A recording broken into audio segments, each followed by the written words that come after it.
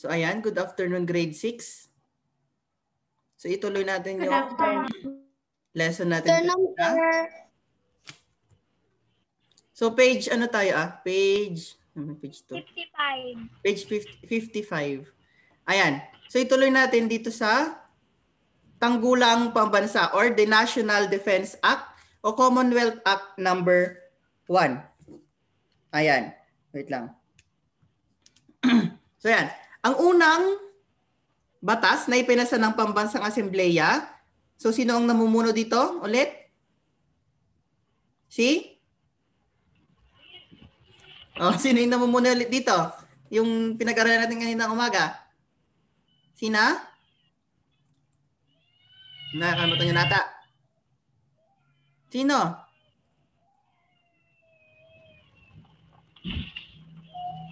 Sino yung nanumpa na dalawa? Wala, nakalimutan nyo na?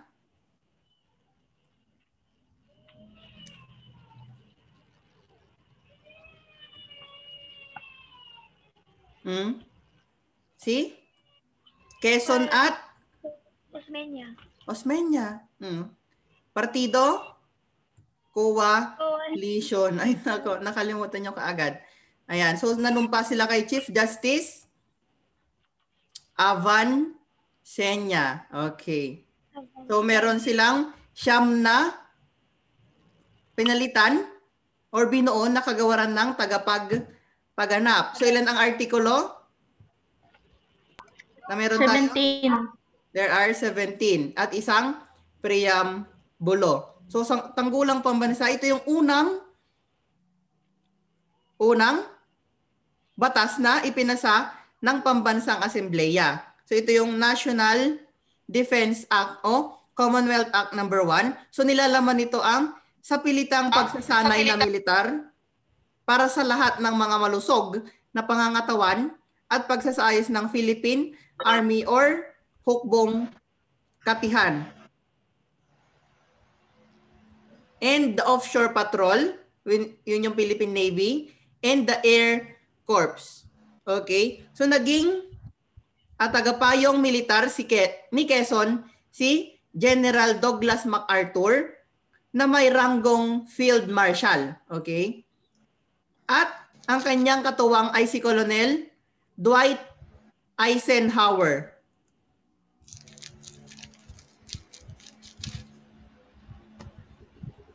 Okay. Na naging pinuno ng Philippine Military Academy. So, yung Philippine Military Academy hanggang ngayon meron pa sa Baguio. Oops, sorry.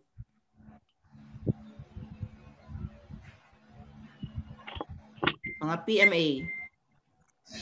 Okay, so katarungang panlipunan, isinaad sa ating saligang batas ang pagsisimula ng pagkakaroon ng katarungang panlipunan or social justice upang masiguro nito na ang buong katauhan ng mga tao at seguridad sa kabuhayan ng lahat ng tao ay dapat balikatin ng Estado.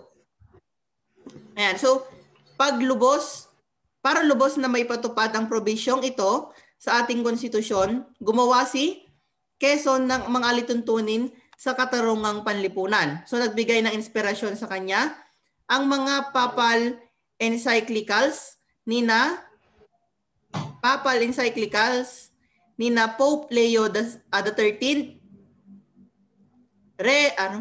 Rerum Novarum, nosebleed, or on the conditions of the working class ng 1881, and Pope Pius the 11th naman, Quadragesimo Anyo or the Social Reconstruction noong 1931 na himukin ang Pambansang Asembleya na gumawa ng ilang batas tungkol sa mga manggagawa tulad ng Tenancy Act. So ayan, so yung act na yan, pagbibigay ng isang kasulatan o kontrata sa pagitan ng may-ari ng lupain at mga manggagawa nito upang hindi sila maabuso, at Public Defenders Act na naglalayon naman na magbibigay ng trabaho sa mga abogado ng pamahalaan upang maipagtanggol nito ang mga karapatan ng manggagawa sa hukuman. So, Philippine Defenders Act at Tenancy Act. Okay, so programa at suliraning pangkabuhayan. So, hindi maganda noon ang kalagayan ng ekonomiya ng bansa dahil sa mga naunang batas na ipinasa na nagtatagda ng malayang kalakalan sa pagitan ng Pilipinas at Estados Unidos. Di ba yung mga komisyon na tinalakay natin, di ba?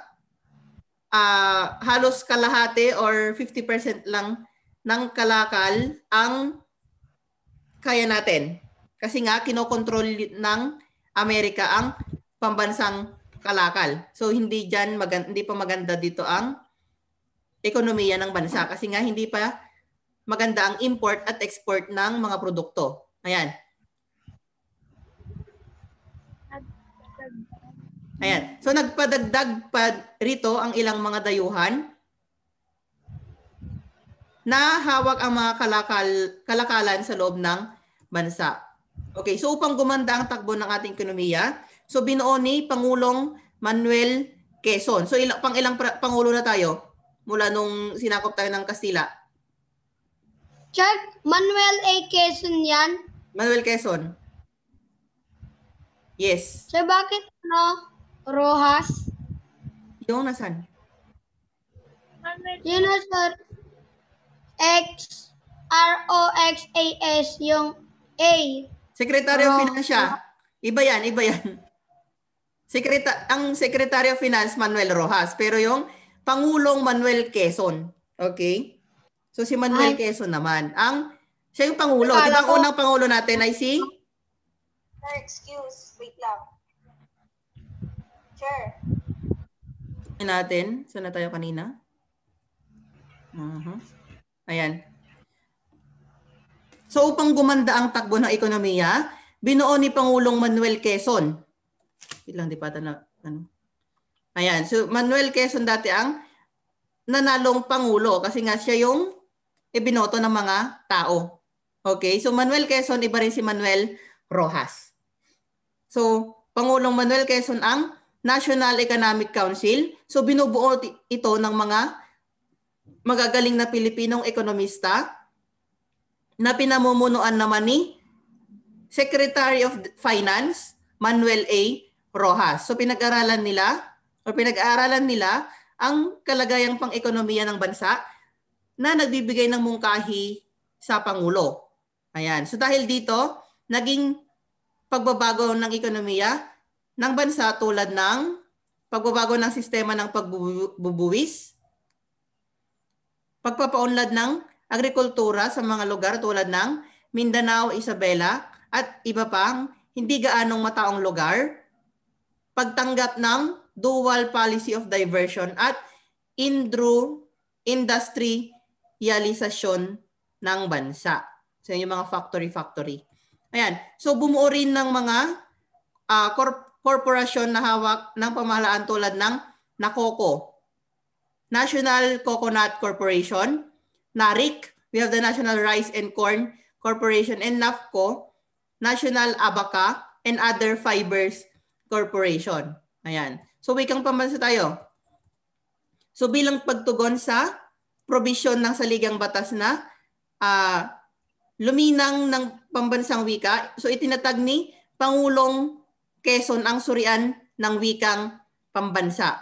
Okay? So ang institusyon ito ang magsasagawa or nagsasagawa ng mga pag-aaral tungkol sa ating katutubong wika at mga dialekto. So hinirang nito si Don Jaime C. De Vera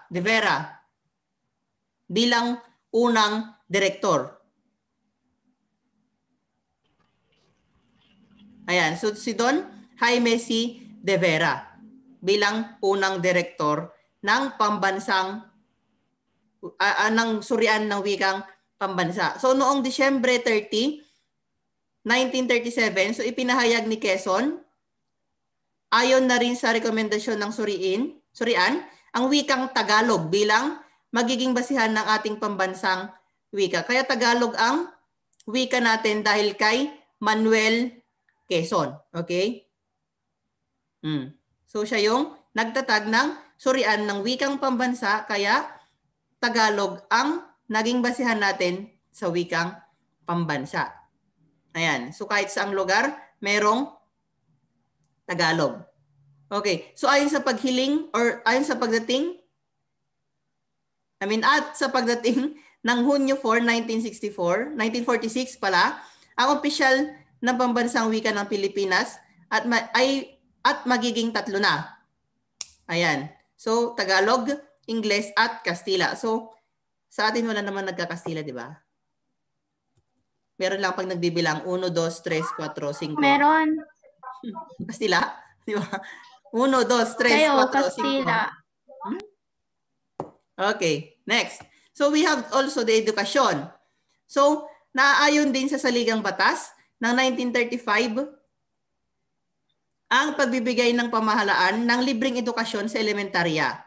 Okay? So sa panahon ni Pangulong Quezon, ayan, nagkaroon ng free education sa elementarya. So ang bawat paaralan sa bansa ay nagnanais malinang ang karakter at moral or karakter na moral, disiplina sa sarili at kasanayang bukasyonal ng mga Pilipino. So malaki ang naging pagbabago sa sistema ng edukasyon noong panahon ng Commonwealth. Una, pagsasa Pilipino ng mga layunin, asignatura at kagamitan sa pagtuturo. Then, pagbibigay diin sa edukasyong bukasyonal upang mabawasan ng trabahong white collar. Yan yung pag sinabing white collar, yan yung mga mababa lang na uri ng trabaho. For example, janitor, ganyan. Iba rin yung mga tinatawag din naman natin na blue or black collar. I think black yan.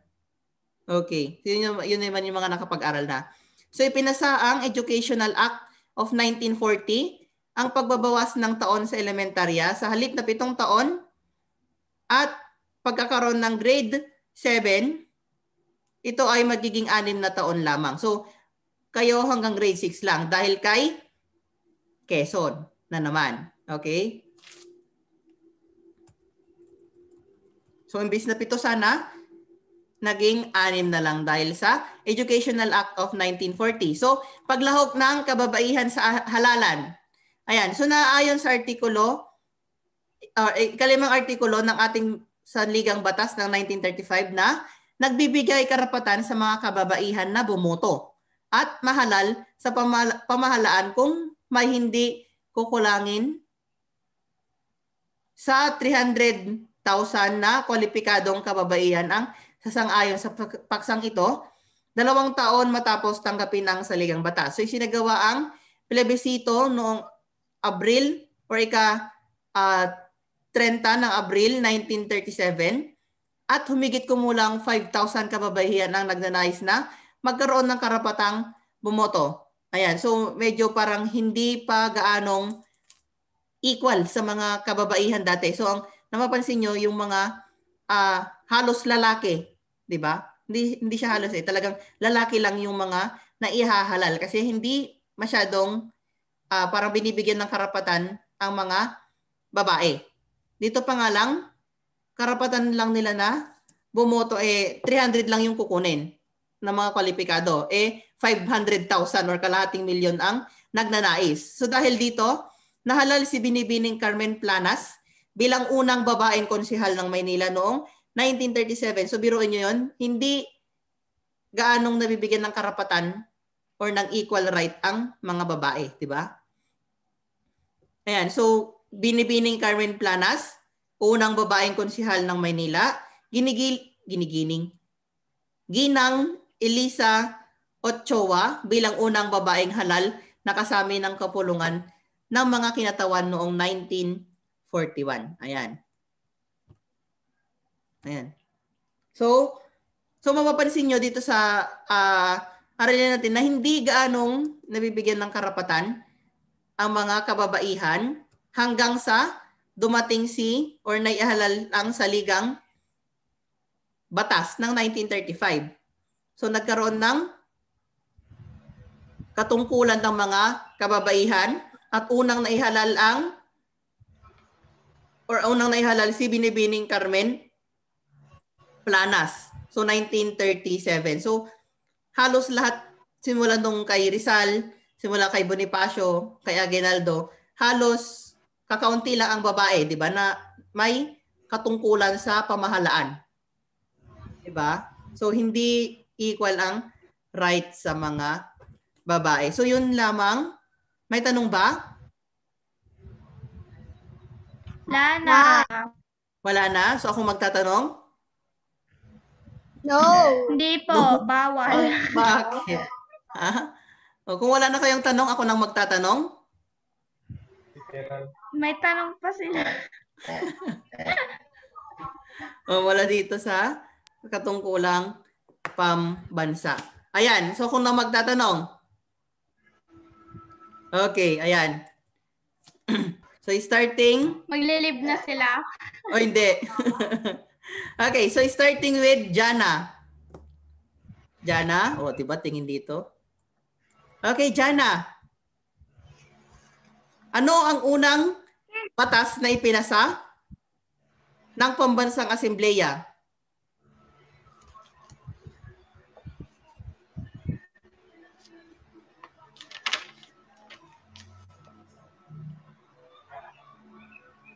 Okay, Casey? Ano ang unang batas na ipinasa ng Asembleya?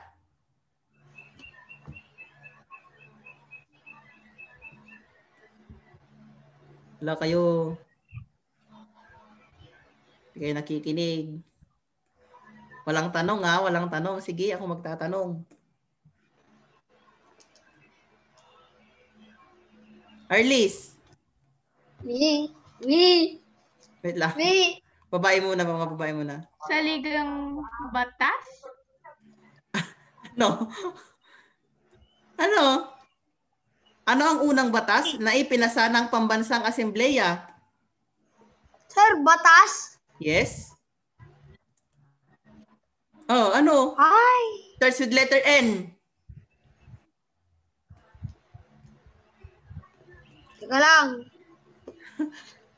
We have the National Defense Act, di ba?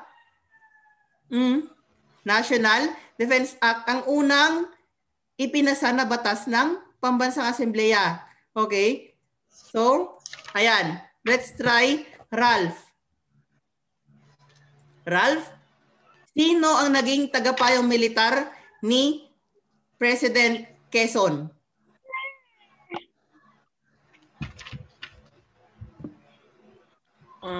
Sir, ano ulit yung tanong? Sino ang naging tagapayong militar ni Quezon?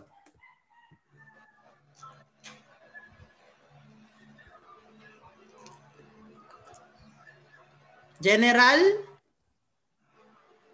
Yung nagsabi ng Aisha. General MacArthur. Okay. So, General Douglas MacArthur. So, hindi siya yun na. Arthur MacArthur yung nagsabi ng I shall return.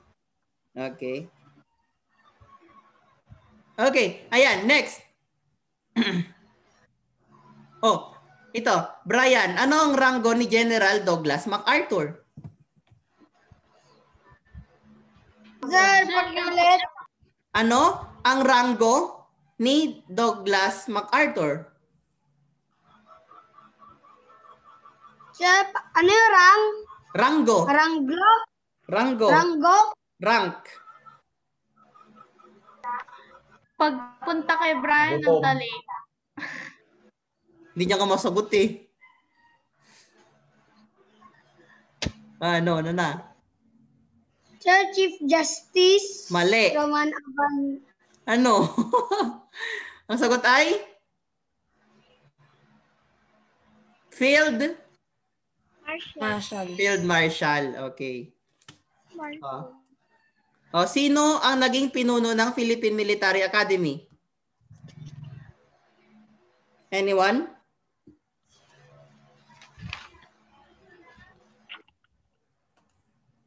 Sino ang naging pinuno ng Philippine Military Academy? Martina?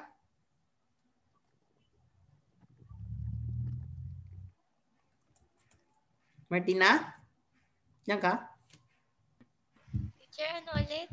Sino ang naging pinuno ng Philippine Military Academy? Sir.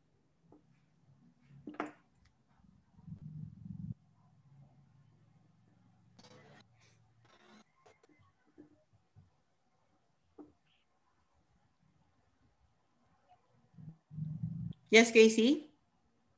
Sir, he do white Asian shower. No shower. Walang S doon ah. Eisenhower. Okay? Ayan. Hour lang yan. Okay. So, sino naman ang Secretary of Finance? Yes, Jana? Manuel A. Rojas. Manuel A. Rojas. Okay. Ayan. So, sino ang pinakaunang babaeng konsihal ng Maynila? Arlis? Pinang, sir. Kuhin ka yung Okay. Me! Okay, Me! Brian. Sino? Sir, si Binibining Carmen Planas. Okay, si Binibining Carmen Planas. At sino naman ang unang babaeng nahalal na kasapi ng kapuluan or kapulungan ng mga kinatawan? Sir, Ginang Elisa R. Ochoa. Ano to? Okay, Ochoa. Ochoa. Okay. Mino. Okay, so ano ang wait lang. Sino ang unang direktor ng Surian ng Wikang Pambansa?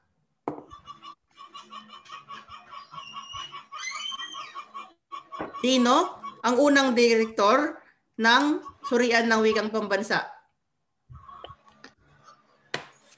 Yes, Casey? Si Don Jaime C. De Vera. Yes, si Don Jaime C. De Vera. So ano yung pambansang wika na rekomendasyon ng Surian? Me! Tagalog. Okay. Tagalog. Yon, Tagalog. Okay, so English. Kastila. isa lang yun, sa Ligang Batas lang. Ay, ano lang, yung Tagalog lang. Okay, so ayan, so doon tayo nagtatapos. Okay. Ha? Sir, parang ang dali. Sir, parang ang bilis. Ang bilis ba? Okay. 30 minutes lang kasi tayo. Sir. Yes, Ralph? Hello. Ayan, so Hello. yun lamang sa hapon na ito. Magandang Hi. araw.